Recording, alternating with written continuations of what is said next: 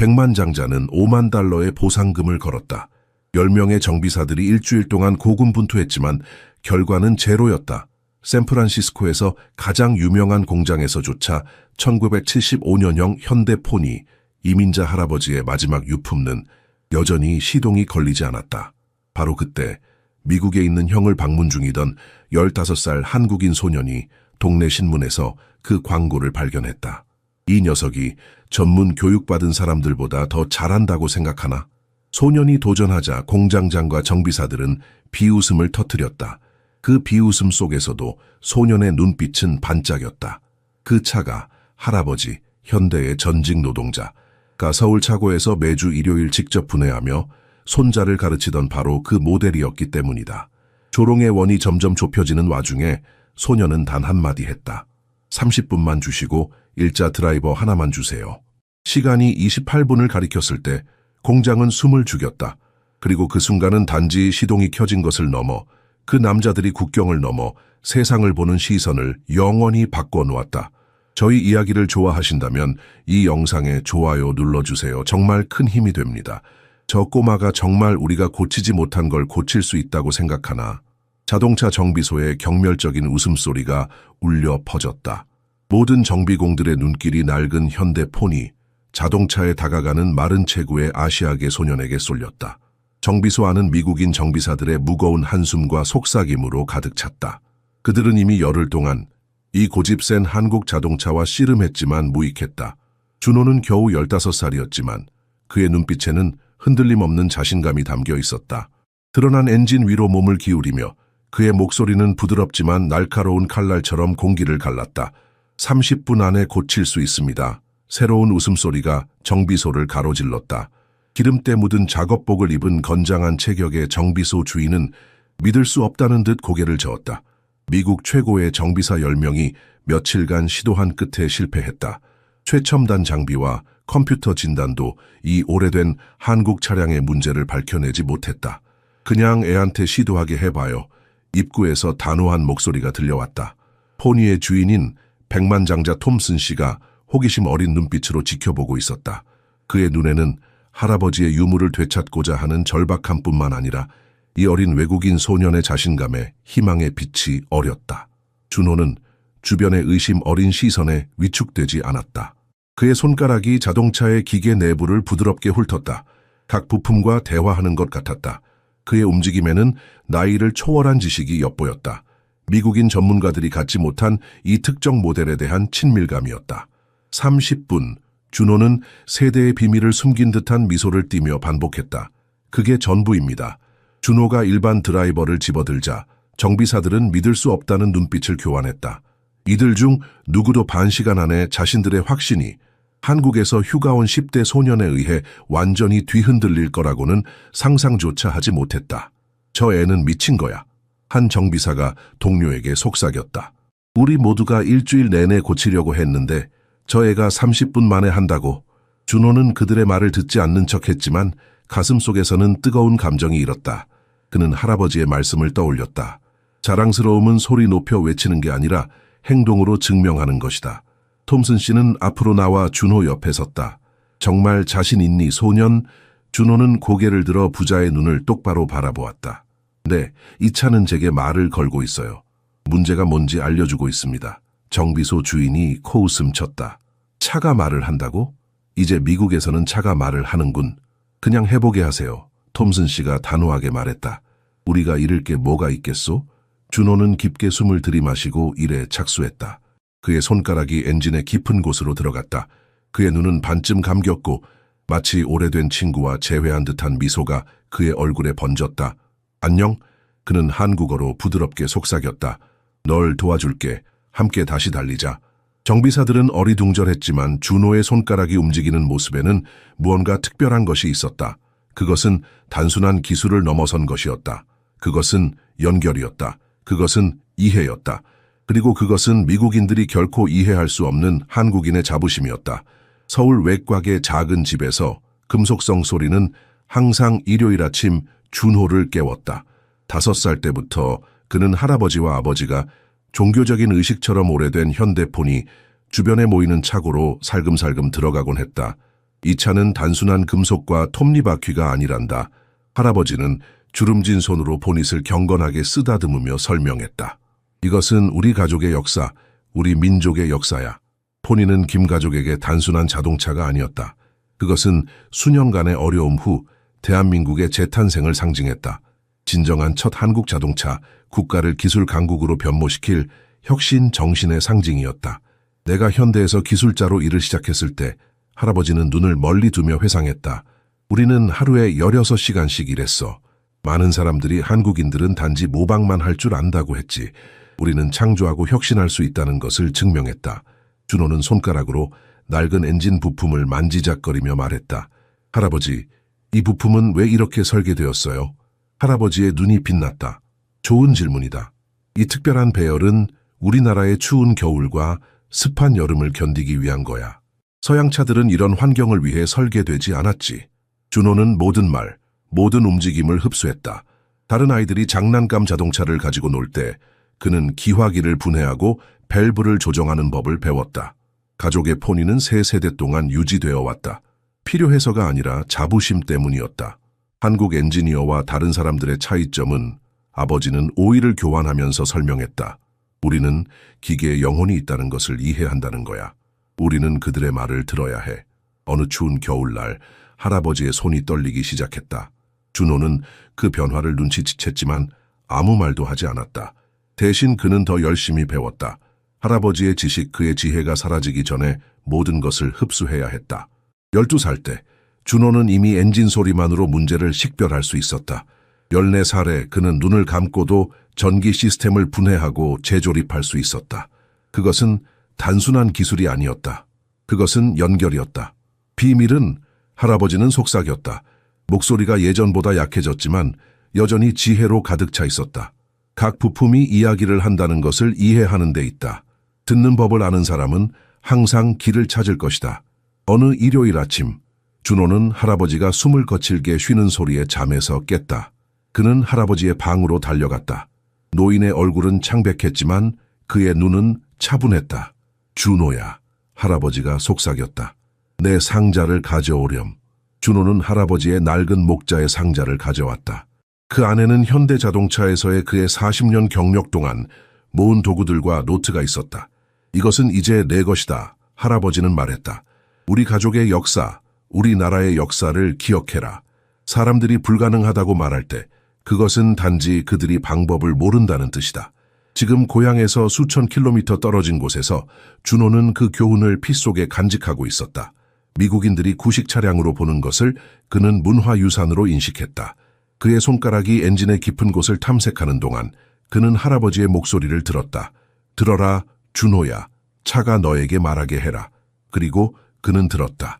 다른 사람들이 듣지 못한 것을 그는 들었다. 옛 포니가 속삭이는 비밀을 그는 들었다. 꼬맨가, 네가 휴가를 즐겨야 하는 거 아냐? 민석이 샌프란시스코 거리를 운전하며 물었다. 그는 준호의 형으로 5년 전 미국으로 유학 와 이제는 실리콘밸리 스타트업에서 일하고 있었다. 우리가 너에게 미국을 보여주려고 온 건데 정비소에 처박혀 있을 생각이냐? 준호는 창밖으로 거대한 미국 SUV들을 바라보았다. 서울의 좁은 거리를 가득 채운 작고 효율적인 차들과는 너무나 달랐다. 이 나라는 너무 크다. 그가 중얼거렸다. 그렇지, 모든 게 크지. 차도, 도로도, 음식 양도. 민석이 웃으며 말했지만 그의 웃음소리에는 어딘가 어색함이 느껴졌다. 준호는 형의 모습이 많이 달라진 것을 느꼈다. 더 개인주의적이고 가족 전통과의 연결이 약해진 듯했다. 그는 이제 미국식 청바지에 디자이너 셔츠를 입고 한국어보다 영어가 더 자연스러워 보였다. 미국인들은 모든 것이 대체 가능하다고 믿어 민석이 준호의 시선을 알아차리고 말했다. 여기서는 뭔가 고장나면 새 것을 사. 집에서처럼 고치려고 애쓰지 않아. 식당에서 아침을 먹는 동안 준호는 지역 신문을 펼쳤다. 작은 기사가 그의 시선을 사로잡았다. 백만장자, 빈티지, 현대 포니 수리의 보상금 제공. 사진은 할아버지가 차고에 보관하고 있는 것과 정확히 같은 모델이었다. 이 차를 봐야겠어. 준호가 결연히 말했다. 민석은 웃었다. 왜 오래된 차에 관심을 가져? 우리는 실리콘밸리를 방문해서 기술 회사들을 볼 수 있어. 넌 이해 못해. 준호가 끼어들었다. 그의 눈이 빛났다. 저 차는 우리 역사의 일부야. 역사? 민석이 코웃음을 쳤다. 그냥 오래된 차일 뿐이야. 여기 미국인들은 그런 것에 가치를 두지 않아. 준호는 가슴이 아팠다. 불과 5년 만에 그의 형은 그토록 많이 변했다. 그들이 함께 자랐을 때 민석도 할아버지의 차고에서 시간을 보냈다. 그도 한때는 포니의 역사, 그것이 의미하는 바를 이해했었다. 난 그 차를 봐야겠어. 준호가 고집스럽게 반복했다. 마지못해 민석은 다음 날 그를 정비소로 데려갔다. 들어서자마자 준호는 문화적 단절을 느꼈다. 정교한 장비를 갖춘 미국인 정비사들은 포니를 한국인이라면 누구나 이해할 수 있는 국가적 보물이 아닌 단지 구식 호기심거리로 취급했다. 저들은 절대 이렇게 고치지 못할 거야. 준호는 기술자들이 구식체에 컴퓨터화된 진단장치를 연결하는 것을 보며 속삭였다. 저들은 잘못된 언어로 차와 대화하고 있어. 민석은 불편해 보였다. 준호야, 이 사람들은 전문가들이야. 우리보다 훨씬 많은 경험을 갖고 있어. 경험이 전부는 아니야. 준호가 반박했다. 이해가 필요해. 영혼에 대한 이해. 민석은 웃음을 터뜨렸다. 영혼? 차해? 너 정말 할아버지처럼 들리는구나. 과학적으로 생각해, 준호야. 준호는 입술을 굳게 다물었다. 미국에 온 이후로 형제 간의 거리는 단순히 지리적인 것만이 아니라는 것을 깨달았다. 그것은 세계관의 차이였다. 가치관의 차이였다. 정비소의 한 구석에서 한 남자가 그들을 지켜보고 있었다. 고급 정장을 입은 나이든 신사였다. 그는 천천히 다가왔다. 포니에 관심이 있나요, 젊은이? 그가 물었다. 준호는 고개를 끄덕였다. 네, 선생님. 저희 할아버지가 같은 모델을 가지고 계세요. 저는 그 차의 모든 것을 알고 있습니다. 남자의 눈이 반짝였다. 그렇다면 혹시 내 차를 한번 보고 싶은가? 그때 준호는 알아차렸다. 이 사람이 바로 신문기사의 백만장자 톰슨 씨임을. 네, 준호가 진지하게 대답했다. 정말 보고 싶습니다. 톰슨 씨는 미소를 지었다. 그럼 따라오게. 민석은 고개를 저으며 뒤따랐다. 그는 동생이 무엇을 하려는 건지 이해할 수 없었다. 하지만 준호의 눈에는 어린 시절부터 본 적 없는 결의가 담겨 있었다. 톰슨 씨는 평범한 사람이 아니었다. 그의 부동산 제국은 수십억 달러의 가치가 있었지만 녹슨 오래된 현대 포니는 그의 포트폴리오에 있는 어떤 고층 빌딩보다 그에게 더 큰 의미가 있었다. 내 할아버지는 몸에 걸친 옷 외에는 아무것도 없이 미국에 도착했어. 톰슨이 준호에게 설명했다. 그들은 정비사들이 또 다른 시도를 포기하는 것을 지켜보고 있었다. 수십 년 동안 관리인으로 일하셨지. 마침내 이 차를 살 수 있었을 때 그것은 처음으로 이 나라에 속한다고 느끼신 순간이었어. 백만장자는 수년간의 검색 끝에 차량을 찾았다. 할아버지가 세상을 떠나기 전 30년 동안 운전했던 것과 같은 모델, 연식 색상이었다. 그것을 되찾는 것이 그의 집착이 되었다. 준호는 노인의 눈에서 낯익은 감정을 보았다. 그것은 그의 할아버지의 눈에서도 본 것이었다. 과거와의 연결, 뿌리에 대한 갈망이었다. 왜 이 특별한 차인가요? 준호가 조심스럽게 물었다. 더 좋은 자동차들이 많은데요. 톰슨의 눈이 먼 곳을 바라보았다.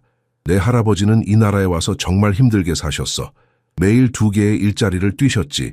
그분의 손은 항상 갈라져 있었고 등은 구부러져 있었어. 하지만 절대 불평하지 않으셨지. 그는 잠시 멈추고 감정을 가다듬었다. 이 차는 그의 첫 번째 큰 구매였어. 모든 가족이 그 주변에 모여 자랑스러워했지. 그날 할아버지의 눈물을 본 건 처음이었어. 준호의 가슴이 조여왔다.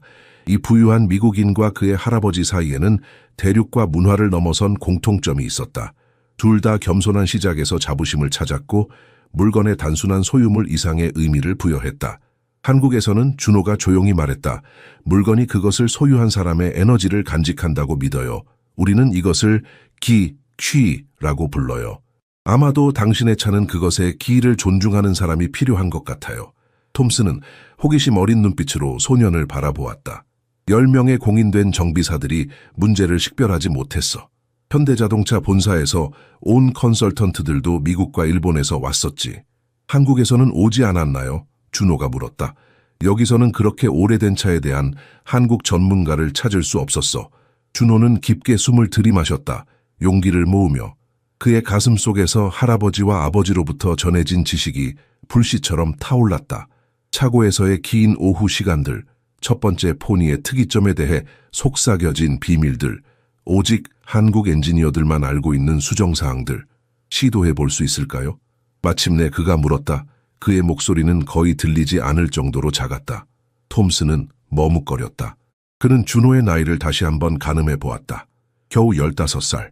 하지만 소년의 눈에 있는 무언가, 조용한 확신, 친숙한 경애가 그를 설득했다.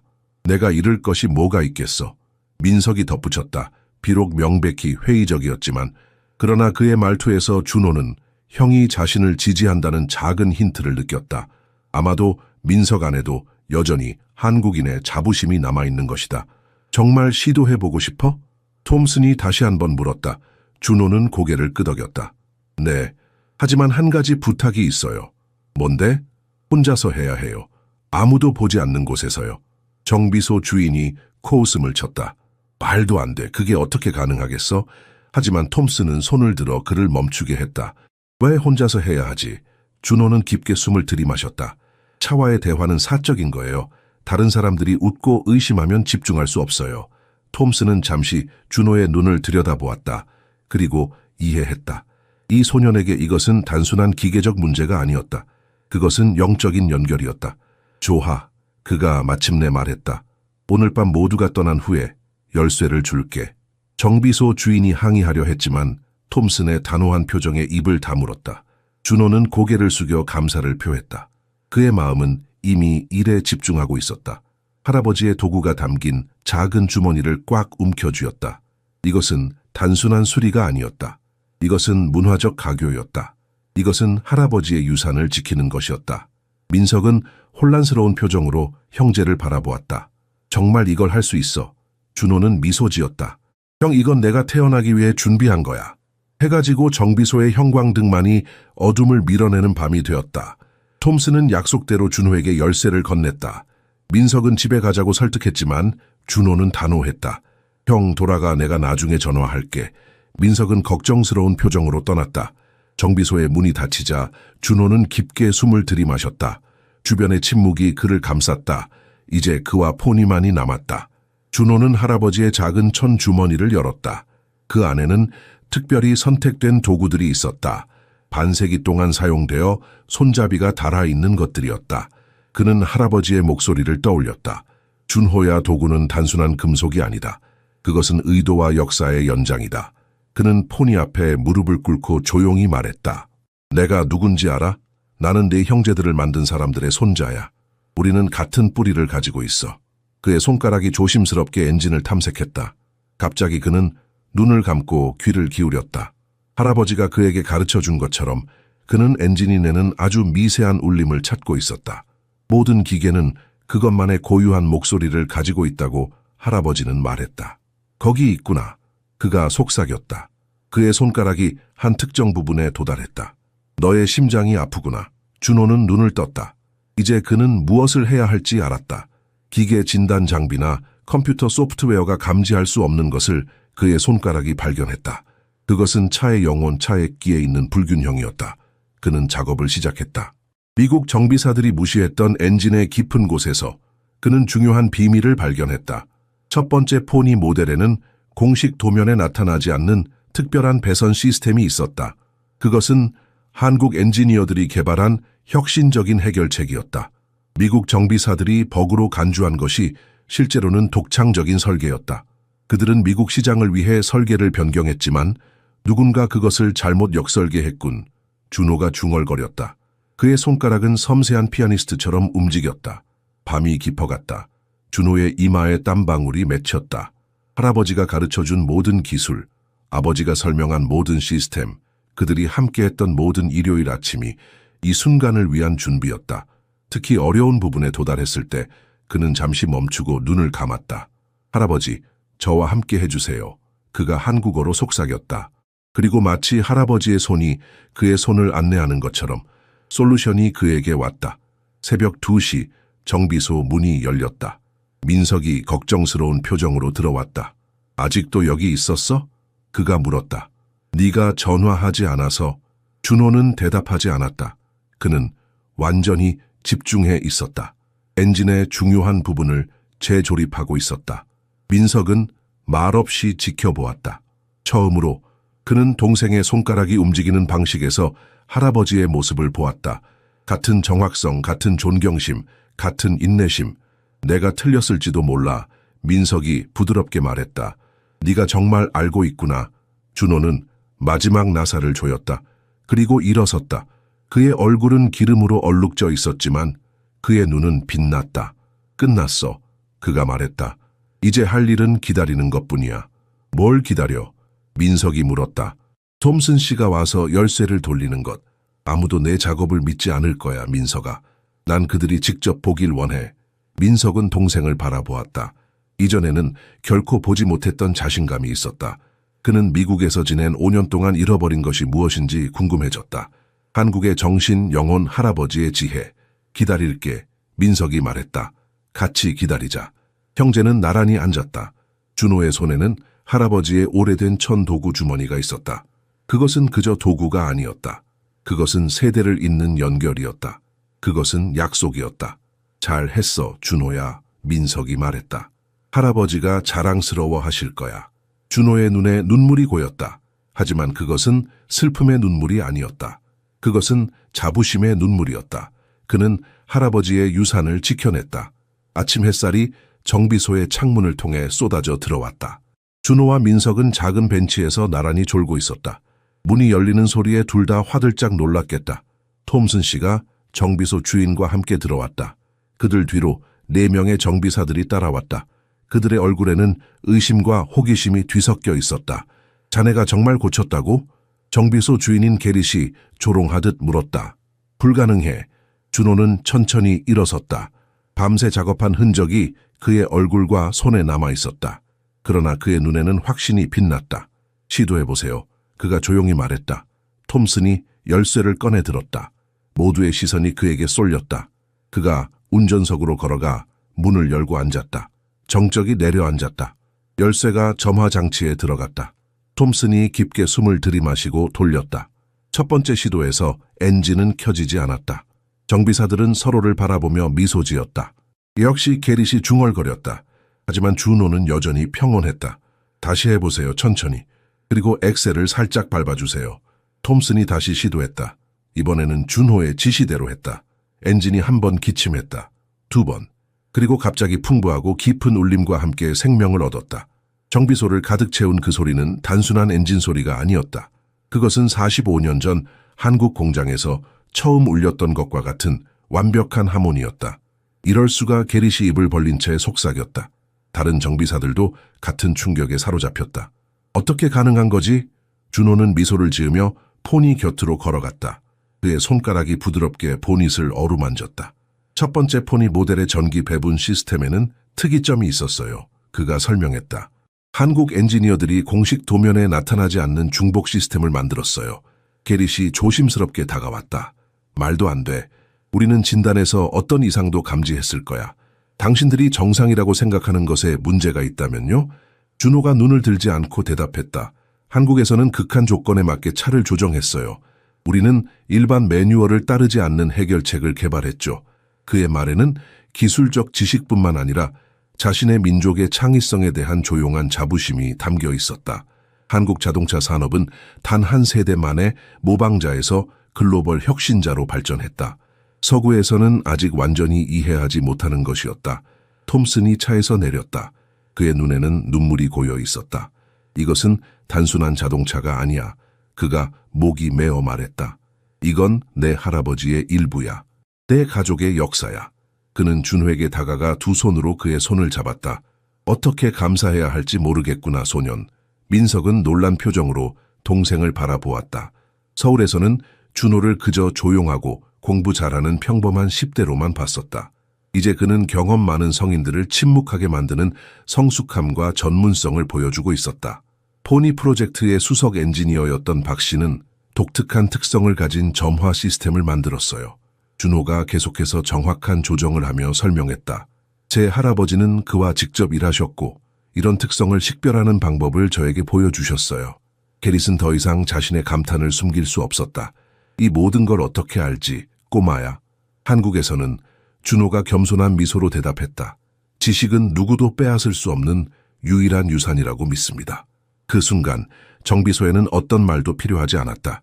문화와 세대를 초월한 상호 존중의 침묵이 내려앉았다. 오래된 포니의 부드러운 엔진 소리만이 그 침묵을 채웠다. 톰스는 이 15살 소년이 단순히 차를 고친 게 아니라 그의 가족 역사의 일부를 되살렸다는 것을 알았다. 다 끝났습니다. 준호가 현대 포니에서 물러나며 발표했다. 시작한 지 정확히 28분 만이었다.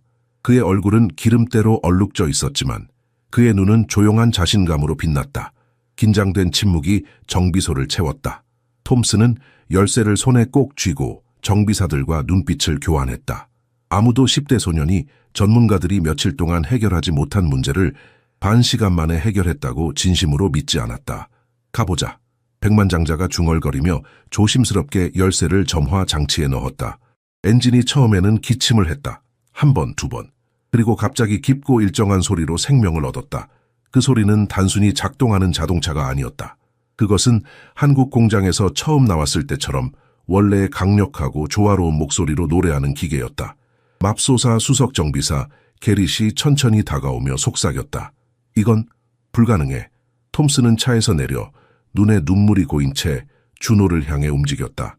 소년이 기적을 행한 것처럼 보였다. 문제는 결코 일반적인 의미에서 기계적인 게 아니었어요. 준호가 손을 닦으며 설명했다. 그것은 조화의 문제였어요. 한국 엔지니어들은 포니를 특정 의도적 특성으로 설계했습니다. 그것은 요소들 사이의 균형이라는 우리의 철학을 반영한 특성들이죠. 미국인 정비사들은 작동 중인 엔진으로 다가왔다. 완전히 당황한 표정이었다.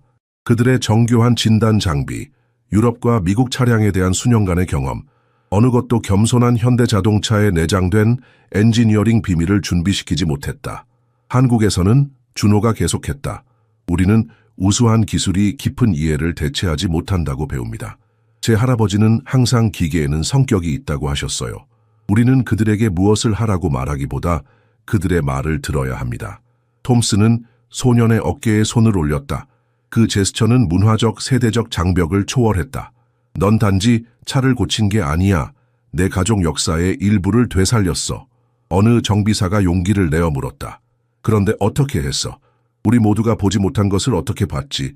준호는 미소를 지었다. 여러분들은 차를 각 부품으로 나뉜 퍼즐로 봅니다. 그러나 저는 그것을 살아있는 유기체로 봐요. 각 부분이 전체의 균형에 영향을 미치는. 게릿이 이 말을 문질렀다. 30년 동안 미국과 유럽 차량을 수리한 후 그는 다시 한번 견습생이 된 느낌이었다.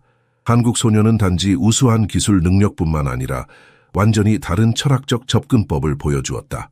당신들의 장비는 훌륭해요. 준호가 컴퓨터 진단 시스템을 가리키며 말했다.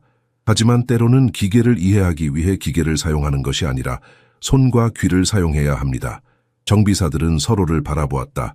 많은 사람들이 부끄러움을 느꼈지만 이제는 그들의 눈에 존경심이 깃들었다.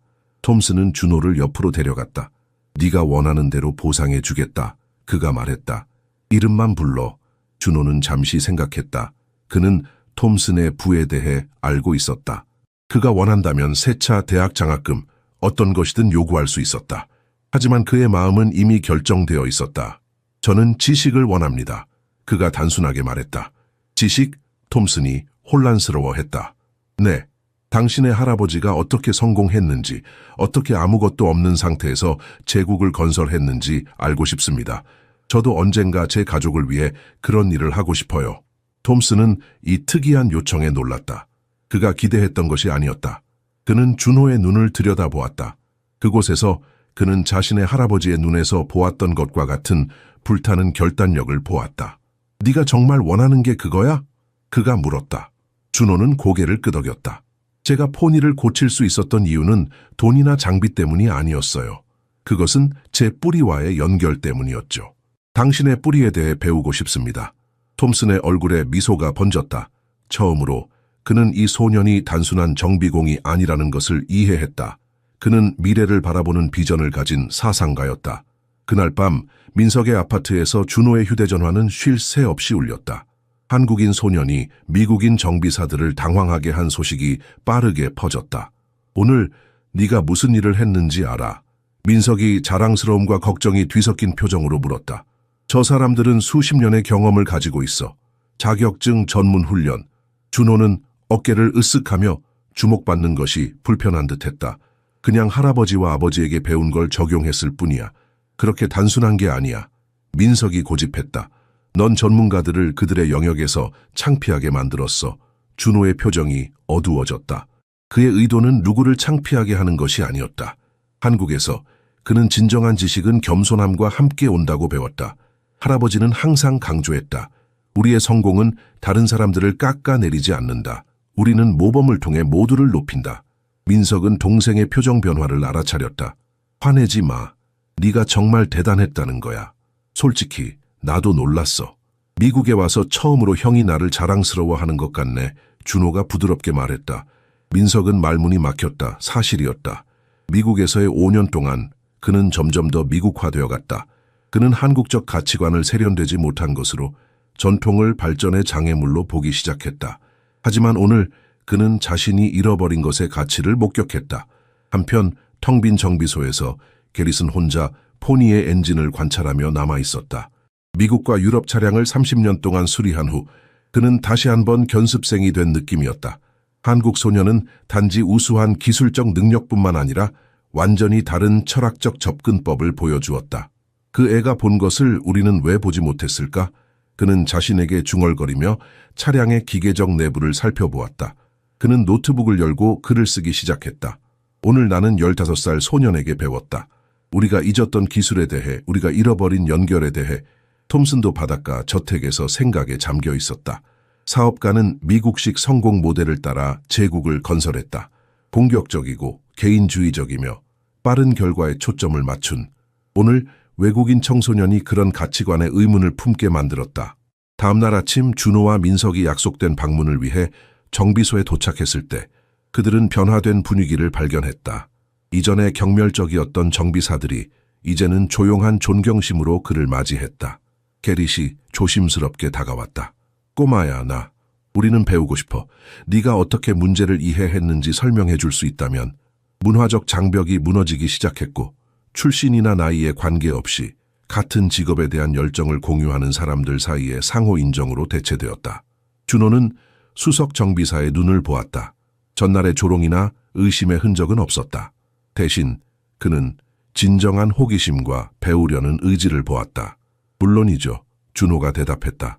하지만 제가 가르치는 것이 아니라 우리가 함께 배우는 거예요. 게릿은 웃었다. 어떻게 내 나이에 그런 지혜를 가질 수 있지? 준호는 할아버지의 말을 기억했다. 지혜는 나이에서 오는 것이 아니라 경청하는 능력에서 옵니다. 민석은 동생을 새로운 시각으로 바라보았다. 한국에서 준호는 그저 내성적이고 책 읽기를 좋아하는 평범한 아이였다. 이제 그는 사람들의 마음을 열고 문화적 다리를 놓는 능력을 보여주고 있었다. 형, 뭘 그렇게 보고 있어? 준호가 물었다. 민석은 미소를 지었다. 네가 할아버지와 얼마나 닮았는지 생각하고 있었어. 네가 그분의 진정한 유산을 이어받은 것 같아. 준호의 눈에 눈물이 맺혔다. 민석과의 관계에서 처음으로 그는 형이 자신을 단지 골칫거리 동생이 아닌 존중하는 개인으로 보는 것을 느꼈다. 얼마? 톰슨이 직접적으로 물었다. 그의 수표책은 이미 단단한 나무 책상 위에 펼쳐져 있었다. 가격을 말해봐. 준호는 샌프란시스코만을 보여주는 파노라마 창을 통해 밖을 내다보았다. 사업가의 재산은 장식의 모든 세부 사항, 벽에 걸린 모든 예술작품, 값비싼 전망의 모든 센티미터에서 분명했다. 돈을 원하지 않습니다, 선생님. 그가 마침내 백만장자를 바라보며 대답했다. 톰슨은 혼란스러운 표정으로 눈썹을 찌푸렸다. 그의 세계에서는 모든 것에 가격이 있었다. 특히 뛰어난 재능에는. 네가 이해하지 못하는 것 같구나. 내가 너에게 문을 열어줄 수 있어. 최고의 자동차 제조사에서의 인턴십, 최고의 공학대학에서의 장학금. 어제 할아버지에 대해 말씀하셨죠. 준호가 공손하게 말을 끊었다. 그분이 어떻게 무일푼에서 모든 것을 일구셨는지요. 사업가는 대화의 방향에 흥미를 느끼며 고개를 끄덕였다. 한국에서는 조상을 깊이 존경합니다. 그들의 지식이 우리를 통해 계속 살아있다고 믿습니다. 준호가 계속했다. 저는 당신의 할아버지가 어떻게 생각하셨는지, 어떻게 어려움을 기회로 바꾸셨는지 이해하고 싶습니다. 톰슨은 펜을 내려놓고 새로운 호기심으로 젊은이를 살펴보았다. 멘토링을 원합니다. 준호가 설명했다. 그리고 당신의 가족이 이 재산을 얻기 위해 읽은 책들도요? 언젠가 제 부모님을 은퇴시켜 드리고 싶습니다. 당신이 가족을 위해 하신 것처럼요. 이 요청은 톰슨을 완전히 예상치 못하게 했다. 수십 년의 사업 경력 동안 누구도 그의 돈 대신 그의 지식을 요청한 적이 없었다. 소녀는 물질적 부에 감명받지 않았다. 그는 과정, 축적된 지혜에 관심이 있었다. 왜 내 차를 고칠 수 있었는지 알아? 준호가 물었다. 할아버지와 아버지가 단지 기술뿐만 아니라 가치도 가르쳐 주셨기 때문입니다. 한국에서는 기술적 지식과 도덕적 원칙을 분리하지 않습니다. 톰슨은 천천히 일어나 책장으로 다가갔다. 그의 손가락이 시간에 의해 다른 책 한 권 위에 놓였다. 이것이 내 할아버지가 읽은 첫 번째 비즈니스 책이야. 그가 경외심을 담아 책을 꺼내며 말했다. 그는 영어를 거의 몰랐지만 관리인으로 일한 후 매일 밤 몇 시간씩 각 페이지를 공부했어. 준호는 조심스럽게 책을 받았다. 그것은 성공의 원칙이라는 제목의 낡은 책이었다. 페이지는 노랗게 변했고 여백에는 손으로 쓴 메모가 가득했다. 일부는 영어로, 일부는 톰슨의 할아버지의 모국어로. 이건 단순한 책이 아니야. 톰슨이 말했다. 이건 여정의 지도야. 내 할아버지는 이 책의 모든 원칙을 실천했어. 그는 일자리를 잃지 않기 위해 아플 때도 출근했고 다른 사람들이 자고 있을 때 공부했어. 준호는 책의 페이지를 조심스럽게 넘겼다. 많은 단락에 밑줄이 그어져 있었다. 한 페이지에서 그의 시선이 멈췄다. 성공은 천재성이나 행운의 결과가 아니라 확고한 원칙에 대한 끊임없는 헌신의 결과이다. 제 할아버지도 이런 생각을 가지고 계셨어요. 준호가 부드럽게 말했다. 그는 항상 기술은 배울 수 있지만 성격은 만들어진다고 말씀하셨어요. 톰슨은 미소를 지었다. 우리 할아버지들은 대양을 사이에 두고 있었지만 같은 언어를 말했던 것 같구나. 바로 그거예요. 준호의 눈이 빛났다. 저는 단지 돈이 아니라 이런 연결을 이해하고 싶어요. 어떻게 당신의 할아버지가 미국에서 성공했는지 제 할아버지가 한국에서 그랬던 것처럼요. 톰슨은 생각에 잠겼다. 이 젊은이에게서 그는 오랫동안 미국 비즈니스 세계에서 보지 못했던 것을 보았다. 즉각적인 보상보다 장기적인 지혜를 추구하는 인내심, 조화. 그가 마침내 결정했다. 내가 멘토가 되어 줄게. 하지만 쉽지 않을 거야. 내 할아버지가 그랬던 것처럼 나도 엄격할 거야. 준호는 깊이 고개를 숙였다. 감사합니다, 선생님. 열심히 배우겠습니다. 민석은 사무실 밖에서 기다리고 있었다. 준호가 나왔을 때 그는 동생의 표정에서 무언가 변한 것을 알아차렸다. 더 깊은 목적의식, 더 강한 결단력이 있었다. 어떻게 됐어? 민석이 물었다. 준호는 품에 안고 있는 오래된 책을 내려다보았다. 새로운 여정을 시작했어, 형. 그리고 이건 우리 둘 다를 위한 거야. 다음 날들은 예상치 못한 일상으로 변했다. 매일 아침 준호는 톰슨의 개인 도서관을 방문했다. 처음에는 소년의 진정한 관심에 회의적이었던 백만장자는 그의 열정적인 헌신에 놀랐다. 내 할아버지는 은행 청소부로 시작했어. 톰슨이 이제 즐기기 시작한 녹차를 함께 마시며 설명했다. 그는 투자자들을 관찰하고 그들의 대화를 들었지. 밤에는 이해하지 못한 모든 용어를 연구했어. 준호는 모든 말을 흡수했고 그것들을 자신의 할아버지의 이야기와 연결했다. 끈질긴 인내를 통해 결국 품질 감독관이 된 현대자동차의 노동자. 당신의 할아버지와 다른 많은 청소부들의 차이점은 뭐였을까요? 준호가 물었다. 톰슨은 젊은이의 통찰력에 감탄하며 미소를 지었다. 그는 자신이 청소하는 바닥을 자기 것처럼 여겼어. 무언가를 한다면 탁월함으로 하겠다. 그것이 그의 좌우명이었지. 준호는 고개를 끄덕였다. 우리 할아버지도 비슷한 말씀을 하셨어요. 남들의 눈이 없어도 최선을 다하는 것이 진정한 장인이다. 한국의 노동 철학과의 유사점은 놀라웠다. 준호는 불과 몇십 년 만에 전쟁으로 황폐해진 국가에서 기술 강국으로 변모한 자국의 변화를 뒷받침한 같은 원칙들을 인식했다. 한편 정비소에서는 놀라운 변화가 일어나고 있었다. 게릭과 다른 정비사들은 상처받은 자존심을 극복하고 이제는 적극적으로 젊은 한국인의 지식을 구했다. 준호는 아시아 엔지니어링 시스템의 특성과 서구의 분업화된 전문화와 대조되는 전체론적 접근법을 인내심 있게 설명했다. 어떻게 그렇게 어린 나이에 이런 것들을 모두 배웠니? 한 정비사가 물었다. 준호는 잠시 생각했다. 그가 어떻게 이 모든 것을 알게 되었는지 설명하는 것은 간단하지 않았다. 그것은 단순한 학습이 아니었다. 그것은 존재 방식이었다. 우리 할아버지와 제가 함께한 모든 일요일, 그가 설명했다. 할아버지는 부품을 수리하는 동안 이야기를 들려주셨어요. 기계에 대한 이야기만이 아니라 인생에 대한 이야기도요. 그는 기계를 고치는 것과 성격을 만드는 것이 같은 원칙을 따른다고 가르치셨어요. 어떤 원칙? 게릿이 물었다. 인내심, 겸손함, 전체를 보는 능력, 그리고 가장 중요한 것은 듣는 능력이죠. 준호가 대답했다. 정비공이 부품 소리를 듣듯이 사람도 다른 사람의 말을 들어야 합니다. 정비소는 이제 문화 교환의 장소가 되었다.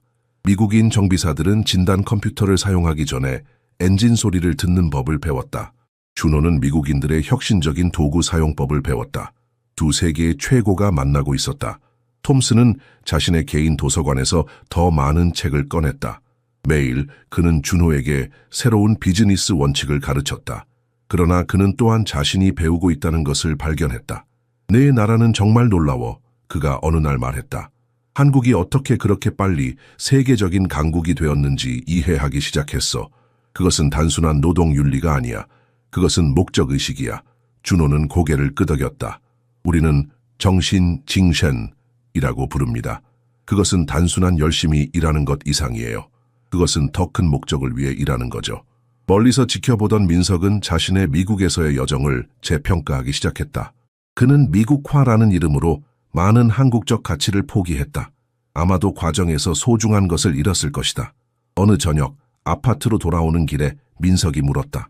준호야, 네가 이렇게 변할 줄 몰랐어. 서울에서는 그냥 조용한 아이였는데. 준호는 미소를 지었다. 변한 게 아니야, 형. 내가 항상 그랬어. 단지 형이 보지 않았을 뿐이야. 민석의 마음에 후회가 스쳤다. 그는 몇 년 동안 고향에 돌아가지 않았다.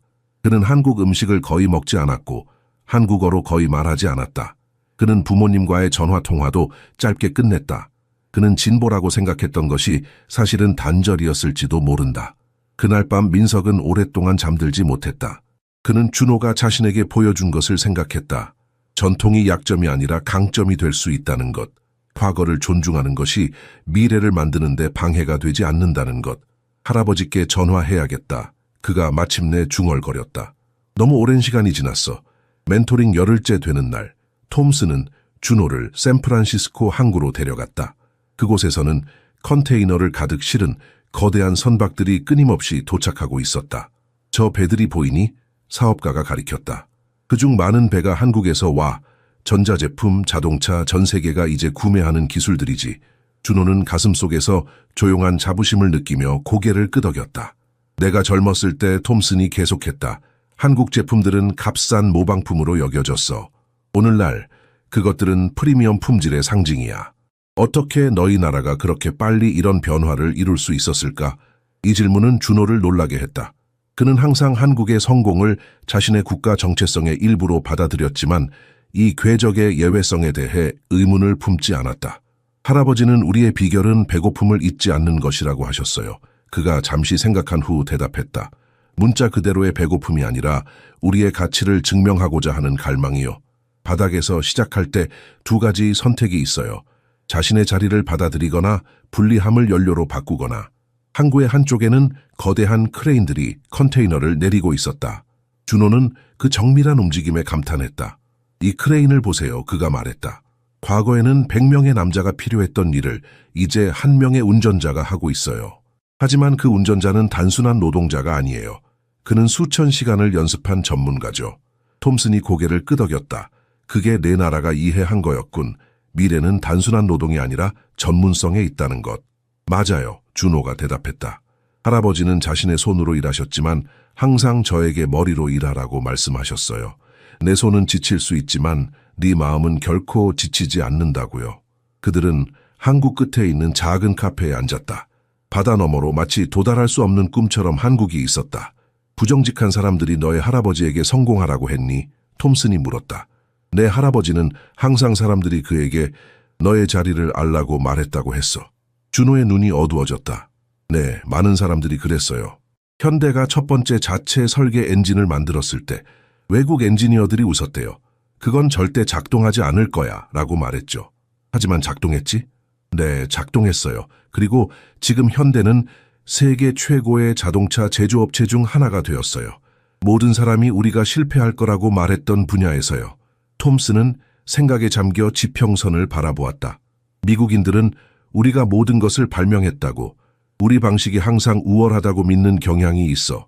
네가 포니로 한 작은 기적은 그런 오만함에 도전했어. 정비소에서는 미묘한 변화가 일어나고 있었다. 게리슨 준회에게서 배운 원칙에 따라 정비소를 재구성했다. 도구들이 카테고리별이 아니라 통합된 작업 흐름에 따라 배치되었다. 진단은 이제 첨단 기술과 젊은 한국인이 보여준 관찰 기법을 결합했다. 우리는 차를 30% 빨리 수리하고 있어. 수석 정비사가 민석에게 고백했다. 내 동생은 우리에게 기계를 단순히 검사하는 것이 아니라 듣는 법을 가르쳐 줬어. 한편 톰슨의 도서관에서 준호는 문화를 초월하는 비즈니스 철학을 발견하고 있었다. 그는 자신의 할아버지와 백만장자의 할아버지가 유사한 덕목을 공유했다는 것을 깨달았다. 흔들리지 않는 규율, 장기적인 비전, 탁월함에 대한 헌신. 한국에서는 준호가 한 세션 동안 설명했다. 우리는 이것을 일에 대한 깊은 태도라고 생각해요. 단순한 직업 윤리가 아니라 당신의 일이 당신의 성격, 가족, 그리고 국가를 반영한다는 이해예요. 톰슨은 그들이 공부하던 책을 덮었다. 아마도 그것이 우리가 여기서 잃고 있는 것일 거야. 우리가 하는 일과 우리가 누구인지 사이의 연결. 밤이 깊어가면서 준호는 그의 할아버지가 한국에서 그랬던 것처럼 톰슨의 할아버지가 미국에서 장벽을 부수고 길을 만들었다는 것을 이해했다. 그들의 방법은 달랐지만 그들의 결의는 같았다. 그것은 단순한 생존이 아니라 다음 세대를 위한 길을 닦는 것이었다. 톰슨은 준호의 눈에서 그 이해를 보았다. 네가 배운 것을 어떻게 사용할 거니? 다리를 만들 거예요. 준호가 단순하게 대답했다. 동양과 서양 사이에, 과거와 미래 사이의 다리를요. 소식은 정비소를 넘어 빠르게 퍼져나갔다. 한 지역 기자가 미국 전문가들에게 도전한 한국인 신동에 대한 기사를 실었다. 며칠 만에 이야기는 국제적으로 확산되었다. 내 업적이 상징이 되었어. 민석이 태블릿에 뜬 헤드라인을 동생에게 보여주며 설명했다. 사람들이 너를 아시아 교육 시스템이 서구를 능가하는 방법의 예로 사용하고 있어. 준호는 미간을 찌푸렸다. 불편해하며. 정규 교육이 나에게 포니에 대해 가르쳐준 게 아니야. 그것은 가족, 전통, 세대 간 전해진 지식에 대한 존중이었어. 워싱턴의 한국 대사관이 연락해 왔고 준호를 국가적 재능의 사례로 홍보하는 데 관심을 보였다. 자동차 회사들은 인턴십을 제안했고 대학들은 조기 장학금을 제시했다. 세상이 내 능력에 라벨을 붙이려고 해 톰슨이 11 세션 동안 관찰했다.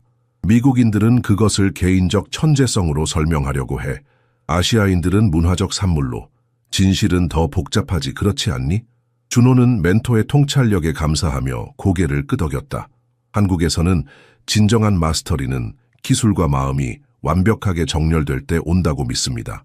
민석은 동생을 새로운 시각으로 보기 시작했다. 한국을 떠났을 때 준호는 겨우 10살이었다. 그저 형의 그림자 속에서 사는 조용한 아이였다. 이제 그는 두 문화 사이에 다리를 놓는 존재로 변모했다. 어제 할아버지한테 전화했어. 민석이 어느 저녁 아파트로 돌아오는 길에 고백했다. 준호는 놀라서 걸음을 멈췄다. 정말 무슨 말씀을 하셨어? 민석의 눈에 눈물이 고였다. 내가 얼마나 그분을 그리워했는지 말씀드렸어. 그리고 내가 얼마나 많은 것을 잊었는지도. 길게 이어진 침묵 끝에 준호가 물었다. 할아버지는 뭐라고 하셨어? 웃으셨어. 민석이 미소를 지으며 말했다. 그리고 늦은 것보다 안 하는 것이 낫다고 하셨지. 네가 있는데 오시고 싶대. 포니를 직접 보고 싶으시대. 준호의 얼굴이 환해졌다. 정말 할아버지가 오신다고? 비행기표를 예약했어. 다음 주에 오실 거야. 이 소식은 준호의 마음을 기쁨으로 가득 채웠다. 할아버지가 그의 업적을 직접 보게 될 것이다. 그것은 그가 바랄 수 있는 최고의 인정이었다. 정비소에서는 더 중요한 변화가 일어나고 있었다. 게릿은 한국과 미국의 방법론을 통합하는 훈련 프로그램을 조직했다. 이전에 조롱하던 정비사들은 이제 아시아 엔지니어링 도면을 공부하고 더 전체적인 접근법에 적응하고 있었다. 여러분은 놀라운 기술을 가지고 있어요. 준호가 즉석 세션 중에 관찰했다. 하지만 때로는 답이 근본에 있어요. 더 젊은 정비사 중 한 명이 조심스럽게 손을 들었다. 한국인들은 어떻게 그렇게 빨리 변할 수 있었을까? 몇십 년 전만 해도 자동차 산업이 거의 없었는데 이제는 품질 면에서 세계를 선도하고 있잖아. 준호는 현대의 초창기에 대한 할아버지의 이야기를 기억하며 미소를 지었다. 우리는 다른 이들이 부과한 한계를 결코 받아들이지 않았어요. 경쟁력 있는 자동차를 만들 수 없다고 말했을 때 우리는 그 의심을 도전으로 바꿨어요. 그리고 더 중요한 것은 우리는 서로 경쟁하는 개인으로서가 아니라 공동체로 일했어요. 정비소에서 일하는 젊은 미국인 인턴이 물었다. 개인주의가 나쁜 거예요? 준호는 고개를 저었다. 나쁜 게 아니라 불완전해요. 혼자 성취할 수 있는 것에는 한계가 있어요. 함께라면 우리는 더 높이 올라갈 수 있죠. 톰슨은 멀리서 지켜보며 무언가 근본적인 것을 이해했다. 소녀는 단지 기계학을 가르치는 것이 아니라 문화와 세대를 초월하는 삶의 철학을 전달하고 있었다. 저녁에 민석의 아파트로 돌아오며 준호는 자신이 이루고 있는 것의 의미를 생각했다. 그는 단순히 차를 고친 것이 아니었다. 그는 다리를 만들고 있었다. 동양과 서양 사이에, 과거와 미래 사이에, 그리고 가장 중요하게는 사람들 사이의 다리를, 그리고 곧 할아버지가 오실 것이다. 모든 것이 시작된 사람, 이 모든 지식을, 이 특별한 연결을 준호에게 전달해 준 사람이 현대 포니를 수리한 지 3주 후 톰슨은 특별한 행사를 마련했다. 미국과 한국 국기가 나란히 장식된 정비소 주차장에는 수십 명의 사람들이 복원된 오래된 자동차 주변에 모여들었다. 이 차량은 단순한 개인적 향수 이상을 의미합니다. 톰슨이 한 손을 준호의 어깨에 얹고 발표했다. 이것은 서로를 존중할 때 다른 문화들이 어떻게 특별한 것을 창조할 수 있는지를 상징합니다. 참석자들 사이에서 특별한 손님이 앞으로 나왔다. 75세의 김할아버지는 긴 비행 후에도 기품 있는 모습이었다. 그의 눈은 손자를 자랑스럽게 바라보며 빛났다. 할아버지, 준호가 외치며 달려가 깊이 허리를 숙였다. 노인은 손자의 머리를 쓰다듬었다. 네가 한 일에 대해 들었다, 준호야. 넌 우리 가족의 이름을 빛냈어. 게릭과 그의 정비사팀은 준호에게서 영감을 받은 훈련 프로그램을 발표했다. 지역의 다른 정비소들도 대표자들을 보내 효율성과 진단 정확도를 혁신하고 있는 방법론에 관심을 보였다. 이 소녀는 수리하기 전에 듣는 것이 중요하다고 가르쳐 주었습니다. 수석 정비사가 설명했다. 단순해 보이지만 이것이 우리의 접근법을 완전히 바꿨습니다. 할아버지는 고개를 끄덕이며 미소 지었다. 듣기. 그것이 내가 이 아이에게 가장 먼저 가르친 것이었죠. 기계에 귀 기울이고 사람에게 귀 기울이는 것. 김 할아버지는 포니를 향해 천천히 걸어갔다. 그의 손이 보닛 위에서 떨렸다. 내가 이 모델의 첫 번째 생산 라인에서 일했다네. 그가 감정에 복받쳐 말했다.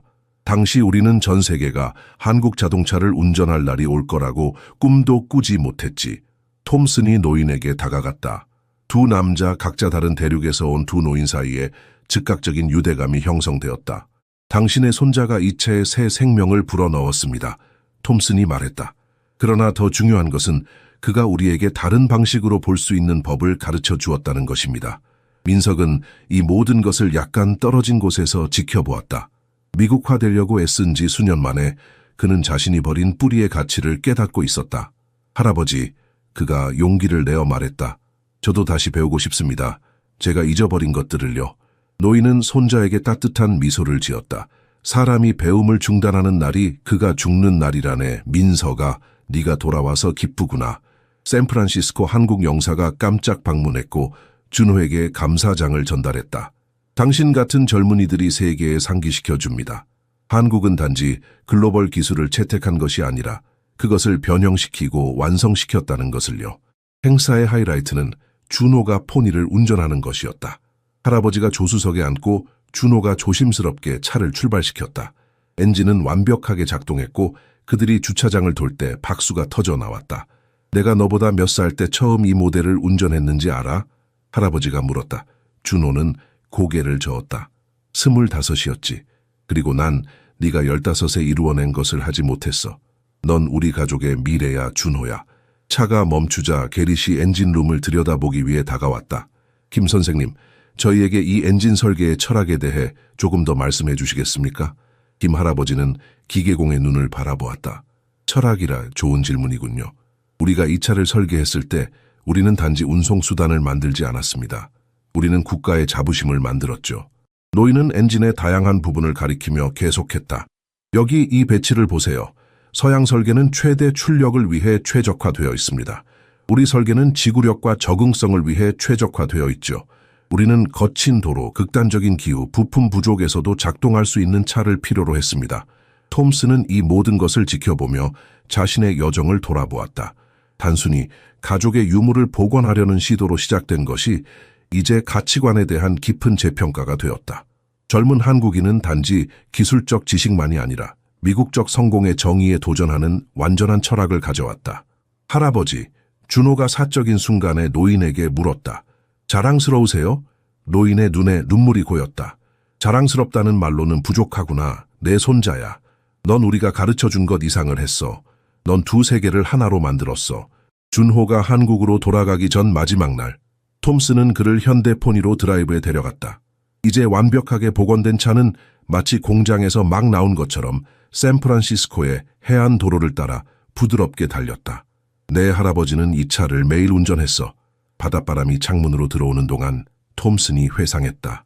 한 소박한 일자리에서 다른 일자리로 매 센트를 절약하면서 그는 언젠가 우리 가족이 번영할 것이라고 믿었지. 준호는 고개를 끄덕이며 자신의 할아버지와 한국 산업의 초창기에 대한 이야기를 생각했다. 한국에서는 이것을 한 HN이라고 부릅니다. 어려움에서 태어난 결단, 미래 세대에게 하는 약속이죠. 그들은 가파른 언덕을 오르고 구불구불한 도로를 지나 마침내 태평양이 한눈에 내려다 보이는 전망대에 도착했다. 그곳에서 차를 세웠다. 같은 바다가 한국의 해안도 적시는 바다였다. 준호는 잠시 생각에 잠겼다. 가끔 궁금해요. 우리가 여기서 배운 것들이 실제로 현실에서 작동할지. 무슨 뜻이니? 톰슨이 물었다. 우리는 여기서 문화간의 다리를 만들었어요. 하지만 실제 세계는 우리가 만든 작은 세계보다 훨씬 더 복잡해요. 톰슨은 청년의 어깨에 손을 올렸다. 모든 변화는 작은 것에서 시작된다. 한 사람, 한 행동, 한 순간에서 네가 한 것이 그것이야. 그는 뒷좌석에서 조각된 나무 상자를 꺼냈다. 네가 요청한 책들이야. 그가 설명했다. 그리고 더 있어. 내 할아버지의 일기장들. 그의 생각, 투쟁, 꿈이 담겨 있어. 내 같은 정신을 가진 사람이 이것들을 읽기를 원하셨을 거라고 믿어. 준호는 한국인 특유의 경의를 표하며 두 손으로 머리를 살짝 숙이며 선물을 받았다. 그 제스처는 그에게 너무나 자연스러운 것이었지만 문화를 초월한 존중을 상징했다. 돌아가면 무엇을 할 계획이니? 톰슨이 물었다. 계속 배울 거예요. 준호가 단순하게 대답했다. 여기서 발견한 것들을 아버지와 할아버지와 나눌 거예요. 언젠가 아마도 두 전통 모두를 존중하는 무언가를 만들 수 있을지도 모르죠. 그날 저녁, 할아버지는 준호를 한쪽으로 데려갔다. 내일 우리는 집으로 돌아간다. 그가 말했다. 네가 여기서 이룬 것을 자랑스럽게 생각한다. 모두 할아버지 덕분이에요. 준호가 대답했다. 할아버지가 가르쳐 주신 것을 적용했을 뿐이에요. 노인은 고개를 저었다. 아니다, 준호야. 너는 내가 가르친 것 이상을 했다. 너는 그것을 새로운 것과 연결했지. 그것이 진정한 혁신이란다. 전통과 새로움의 다리를 놓는 것. 공항에서의 작별 인사에는 수십 명의 사람들이 참석했다. 계릿과 정비사들, 정비소 직원들, 심지어 한국 영사까지. 조롱으로 시작했던 것이 진정한 감탄으로, 더 중요하게는 진정한 문화 교류로 변했다. 민석은 동생과 함께 탑승을 준비하면서 달라 보였다.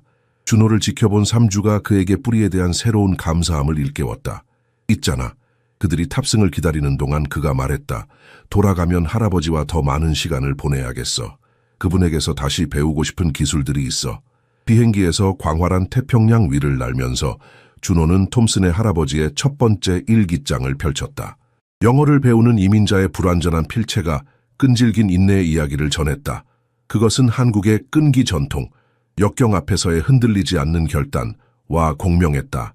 일기장의 마지막 페이지에 톰슨은 직접 쓴 메모를 남겼다. 준호, 너의 나라는 전쟁으로 황폐해진 국가에서 단 몇십 년 만에 세계적인 강국으로 변모했다.